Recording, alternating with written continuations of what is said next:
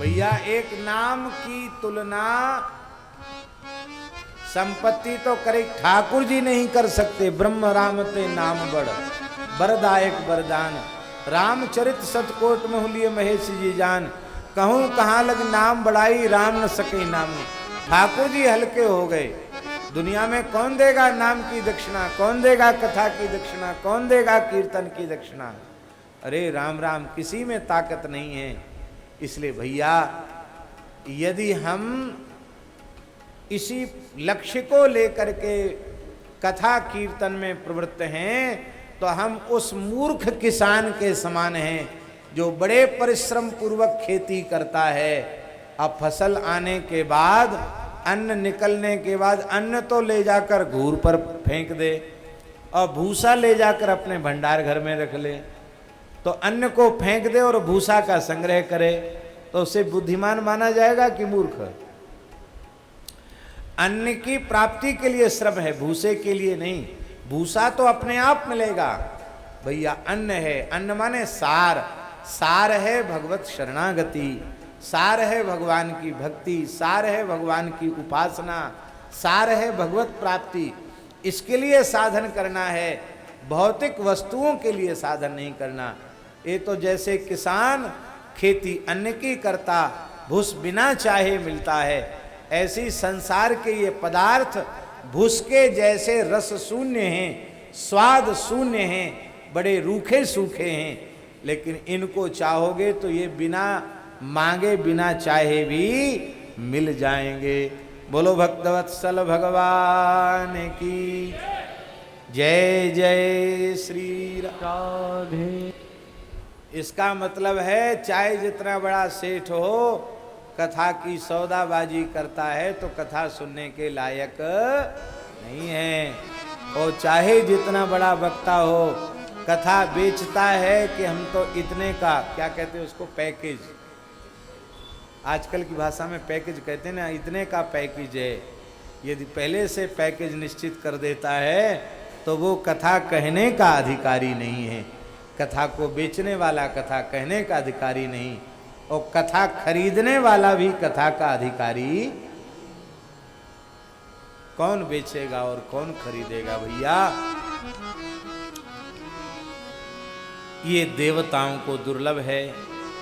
राजर्षि परीक्षित युवावस्था में सर्प दंशन से मृत्यु हो रही है और वे सप्तावरण भेद करके विमान में विराजमान होकर भगवान के धाम को जा रहे हैं। जब ब्रह्मलोक का अतिक्रमण राजर्षि परीक्षित के विमान ने किया तो ब्रह्मा जी को विस्मय हो गया। अभी आयु पूरी नहीं, युवावस्था है, सर्प डसने से मृत्यु हुई है और ये ब्रह्मलोक का अतिक्रमण करके गोलोक जा रहा है।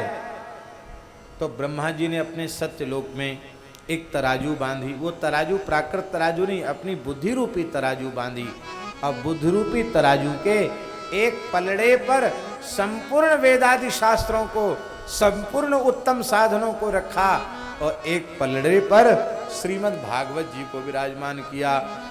लघु नन्यानि जातानि गौरवेण इदम। भागवत जी के सामने जितने साधन हैं वो एकदम लघु सिद्ध हो गए। ये सबसे गरिमामय साधन, सर्वोपरि साधन के रूप में श्रीमद् भागवत सुप्रतिष्ठित हो गया। ये तो साक्षात श्री कृष्ण हैं, साध्य हैं। ये केवल साधन ही नहीं, साध्य भी हैं। ऐसे महाराज जी, ऐसी महिमा है श्रीमद् भागवत जी की। और तब से ब्रह्मा जी ने इसे साक्षात भगवत रूप मान करके इसकी उपासना की। मेनरे भगवत रूपम वैकुंठ, मेनरे भगवत रूपम शास्त्रम भागवतं कलौ, पठनात् श्रवणात् सद्यो वैकुंठ फलदायकम। ये सप्ताह क्रम से जो भागवत का श्रवण कर लेता है वो संसार चक्र से छूट जाता है। एक बार श्रद्धा पूर्वक सुन ले फिर द्वारा उसे संसार चक्र में पड़ना नहीं पड़ेगा, वो मुक्त हो जाएगा, भगवत प्राप्ति उसे हो जाएगी। तो महाराज जी, शौनक जी उत्तम श्रोता हैं। उन्होंने कहा ये सप्ताह कथा किसने कही और किसने सुनी, इसका संवाद सुनाइए। बोले श्री देवर्षि नारद जी ने सुनी और सनकादिक भगवान ने कही। आपने तो ऐसी बात कह दी कि इनका मिलना ही कठिन है। आप जयपुर में रहते हैं, आपका पता ठिकाना पक्का है, तो कोई जयपुर जाए आपसे मिलना चाहे तो मिल सकता है। गोसाई जी महाराज वृंदावन में विराजते हैं, कुंज में विराजते हैं, पता ठिकाना पक्का है, कोई मिलना चाहे तो मिल सकता है। और मान लो हम और गोसाई जी दोनों का कोई अता पता ही ना हो, कहीं कोई झोपड़ी भी ना हो, और ऐसे घूमने फिरने वाले में एक जगह कहीं पाम रुके नहीं, तो मिलना कठिन है कि नहीं? ये तो अकस्मात कोई संजोग है, मिल गए तो मिल गए, नहीं तो कहाँ पता ठिकाना हो वो तो मिल सकते हैं।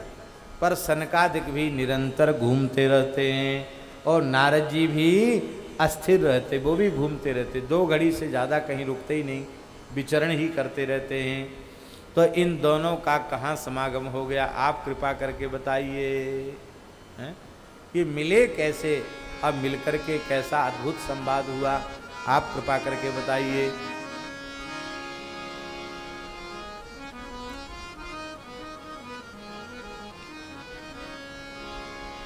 सनकादिक भगवान निरंतर विचरते रहते हैं। यह सुनकर के सौनक जी की ये प्रश्न को सुनकर के सूत जी ने कहा, हे राजर्षि, हे आओ महाराज, आओ स्वामी जी धरा।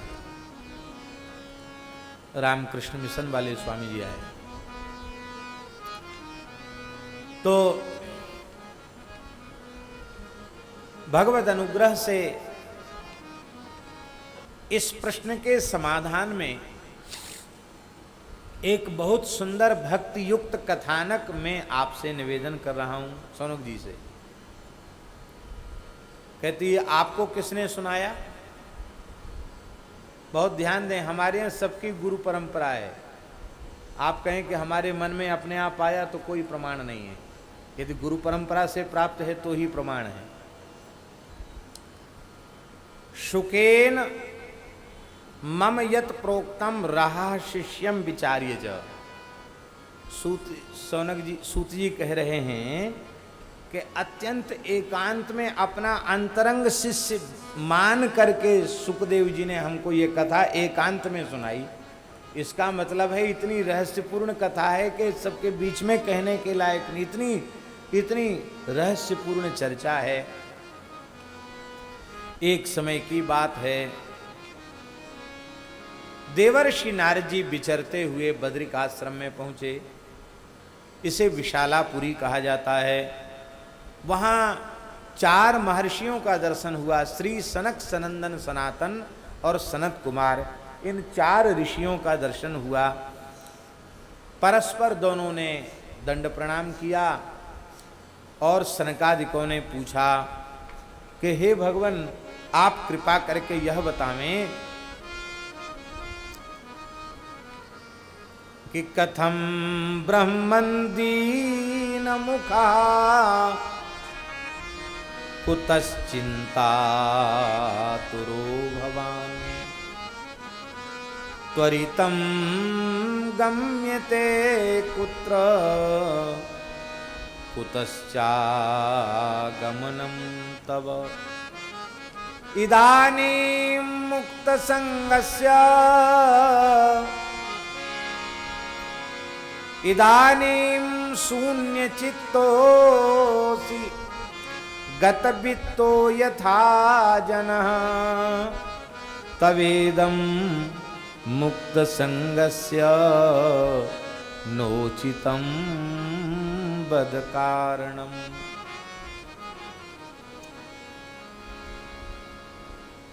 हे ब्रह्मन, हे नारद जी, आप अत्यंत दीन मुख, मलिन मुख से, चिंता से व्याकुल होकर के कहाँ से आ रहे हैं और किधर प्रस्थान कर कहाँ जा रहे हैं? आपके स्वरूप को देखकर ऐसे लगता है जैसे किसी लोभी पुरुष का धन एक साथ छिन जाए, उस बेचारी की क्या दशा होगी। जैसे धनहीन पुरुष, लोभी पुरुष धनहीन होने पर अत्यंत व्याकुल दीनहीन हो जाता है। और महाराज ऐसे लगता है कि आप एकदम शून्य चित्त हो रहे हैं। आप जैसे जीवन मुक्त असंग महात्मा को इतना दुखी, चिंतित और उदास होना शोभा देता। तवेदम मुक्त संगस्य नोचितम। दुख का कारण क्या है? संग है, आसक्ति है। आसक्ति ही दुख का कारण है, और दुख का कारण ही मिट जाएगा तो दुख होगा कैसे? और महात्माओं में ही आसक्ति रही आई तो बेचारे संसारियों की तो आसक्ति हटेगी कैसे? तो आप तो सामान्य महात्मा नहीं है। अहो नारद धन्योसी विरक्ता नाम शिरोमणि।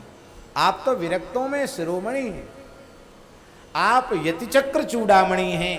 आप जैसे परम विरक्त महापुरुष के भीतर भी और आसक्ति रह जाए ये संभव नहीं है, और आसक्ति के बिना दुख संभव नहीं है। दुख आपका मलिन मुख, दुखित और चिंतित मुखमंडल ये व्यक्त कर रहा है कि आप बहुत भीतर से पीड़ित हैं, दुखी हैं। अब दुख का कारण तो आसक्ति है, और आसक्ति आप में है नहीं, फिर दुखी क्यों? कारणाभावे कार्याभावा। कारण नहीं रहेगा तो कार्य नहीं रहेगा, कारण ही नहीं तो कार्य, बिना कारण के कार्य कैसा हो रहा है? आसक्ति है नहीं, फिर दुखी कैसे हो रहे हैं? नोचितम, ये उचित नहीं है। इसलिए कारणम बद, आप कारण सुनाइए। बहुत प्यारी बात है। संतों में निजी किसी भी दुख का कोई कारण होता ही नहीं है। वो स्वयं तो सतत आनंद में रहते हैं। फिरत स्नेह मगन सुख अपने, नाम प्रसाद सोच नहीं सपने। स्वप्न में भी उन्हें शोक नहीं होता, जागृत की तो चले क्या। फिर भी कोई महात्मा, ऐसा महात्मा चिंतित और दुखी दिखाई पड़े तो यह नहीं समझना कि यह आसक्ति के कारण दुखी है। समझ लेना संसार के जीवों के प्रति किसी विशेष कृपा करुणा का उदय इसके हृदय में हो गया है। इन हम लोगों के दुख को, कष्ट को, अज्ञान को देख करके ये संत दुखित न हो तो हम लोगों का तो काम ही न बने। संत जब पीड़ित होते हैं तभी उनके हृदय से कल्याण की, प्रेम की रसधारा प्रवाहित होती है, और उस प्रवाह में जब हम लोग गोता लगाते हैं तो हम लोग धन्य हो जाते हैं, हम लोग कृतकृत्य हो जाते हैं, कृतार्थ हो जाते हैं। तो संतों का निजी कोई दुख का कारण होता नहीं है। वे पीड़ित मनुष्य के दुख को देखकर द्रवित हो जाते हैं, और द्रवित होकर के फिर सर्वविध उसको पीड़ा रहित बनाने का प्रयत्न करते हैं। अब देखिए, स्वामी श्री विवेकानंद जी एक श्रेष्ठ सन्यासी थे। आप कहेंगे श्रेष्ठ सन्यासी आप कैसे कह रहे हैं? क्योंकि वे एक जीवन मुक्त समर्थ सदगुरु के कृपा भाजन थे, भगवत स्वरूप सदगुरु के कृपा भाजन थे। उन्हें संसार के किसी व्यवहार में प्रवृत्त होने की दूर दूर तक कोई आवश्यकता नहीं थी। लेकिन उस काल के भारत में अत्यंत पीड़ित, दुखित मानव जाति को देख करके और उन्होंने निश्चय किया कि इनको किसी भी प्रकार से इनकी सेवा, पीड़ित मानवता की सेवा होनी चाहिए। और उस सेवा की भावना ने महाराज जी पूरी दुनिया में एक सेवा का श्रेष्ठ संस्थान स्थापित कर दिया। देखो, करुणा महापुरुषों के भीतर न होती तो न भागवत की कथा होती, न भक्तमाल की कथा होती, न रामायण की कथा होती। जब कभी किसी संत का हृदय द्रवित होता है तभी यह प्रेम की, भक्ति की, सत्संग की रसधारा प्रवाहित होती है। आहा, सुखदेव जी ने क्यों कहा? परीक्षित की ओर देखकर सुखदेव जी के हृदय में करुणा का उदय हो गया।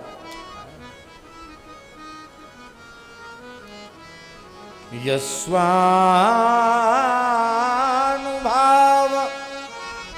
मखिल श्रुति सारमेक मध्यात्मदीप मतितितीर्षतां तमोन्दम संसारिणां करुणया पुराण गुह्यं तं व्यास सूनुमुपयामि गुरुं मुनीनां करुणया आह पुराण गुह्यम। करुणा प्रकट भई तो पुराण का प्रवचन कर दिया उन्होंने।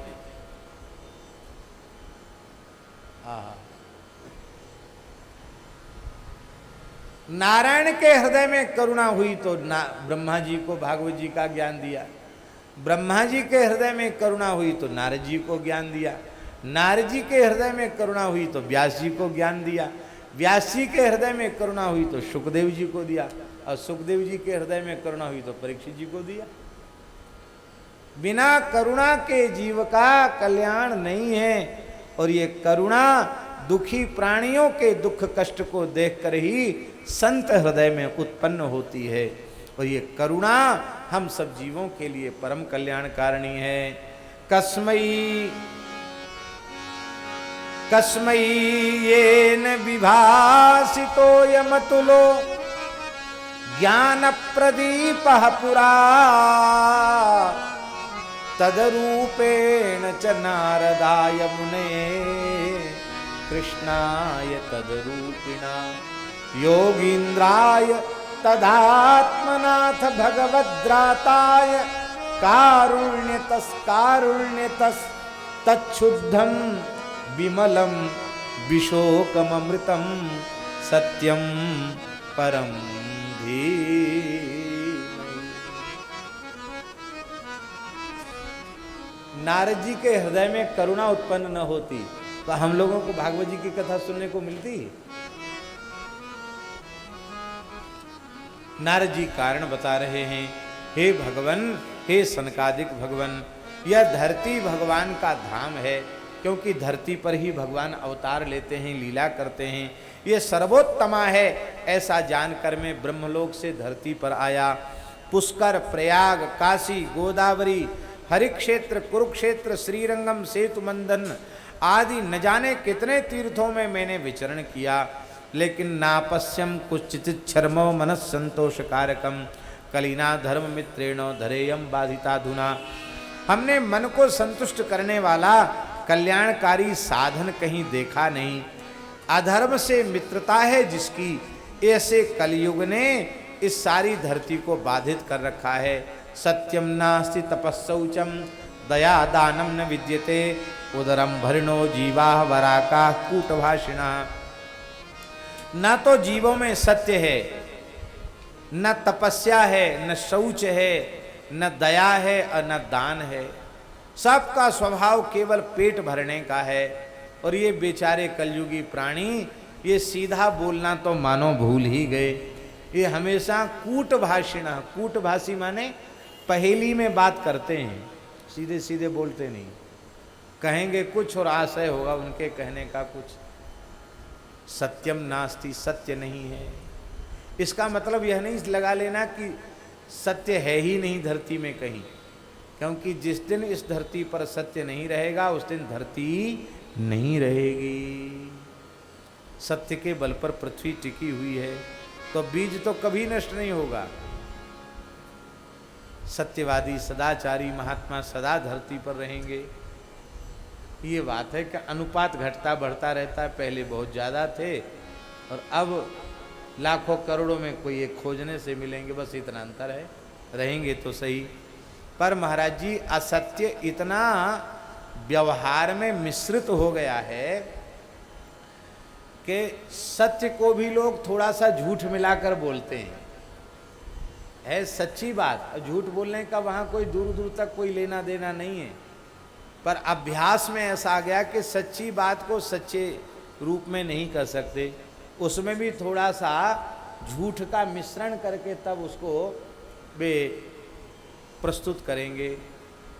और बहुत से लोग तो महाराज जी इतने कुशल होते हैं, इतने निर्भय होकर असत्य भाषण करते हैं। आप झूठ बोलेंगे तो आपकी झूठ पकड़ी जाएगी।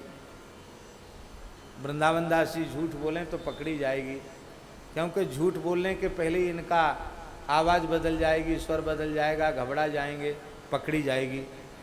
पर महाराज इतने कुशल लोग होते हैं, इतनी मजबूत छाती के लोग होते हैं, एकदम साफ झूठ बोलते हैं, इतना बढ़िया झूठ बोलते हैं कि कोई सीधा साधा भोला भाला आदमी उस झूठ को ही परम सत्य के रूप में मान लेगा। उनके प्रस्तुत करने का ढंग इतना उत्तम होता है, इतना दिव्य होता महाराज।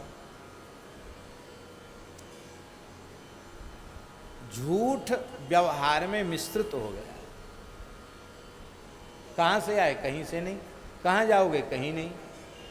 अब बोल तो दिया हमने, अब कहीं न कहीं से आए हैं तब न पूछने वाले ने पूछा, कहीं न कहीं जाने की मुद्रा में है तब न पूछने वाला कह रहे कहाँ जाओगे। लेकिन हम इसको हम झूठ नहीं मानते। कहेंगे बस 1 मिनट में आया। 1 मिनट में कहीं आ सकता है कोई? बस 1 सेकेंड। अब इतना अधिक हो गया झूठ व्यवहार में कि लोगों को पता ही नहीं चलता, झूठ बोलते चले जाते हैं। व्यवहार में झूठ मिश्रित हो गया। ऋषिकेश में परम श्रद्धेय स्वामी श्री राम सुखदास जी महाराज के यहाँ प्रवचन था, कथा थी, और एक संत ने बड़ी विनम्रता पूर्वक हमसे कहा, बोले महाराज जी कथा के आरंभ में आप बोलते हैं कि अपनी वाणी को पवित्र करने के लिए 2 बार भगवान नाम संकीर्तन कीजिए, पर आप 2 बार तो नहीं कराते हैं, आप तो कई बार कराते हैं। ये अच्छा है कि नाम कीर्तन जितना ज़्यादा कराया जाए उतना अच्छा है, लेकिन 2 बार भगवान नाम लीजिए ये कहने की आवश्यकता क्या है? आप क्षमा करना, हमारे अपराध को हमारे मन में आई इसलिए हमने कह दिया। मैंने कहा आपने कहा और हमने इसको गुरु मंत्र मानकर स्वीकार कर। आज के बाद जिह्वा को पवित्र करने के लिए 2 बार नाम लीजिए कहने का अभ्यास ही छोड़ देंगे। उसके बाद नहीं कहा, उसके पहले अभ्यास था कि अपनी वाणी को पवित्र करने के लिए 2 बार भगवान नाम कीर्तन कीजिए।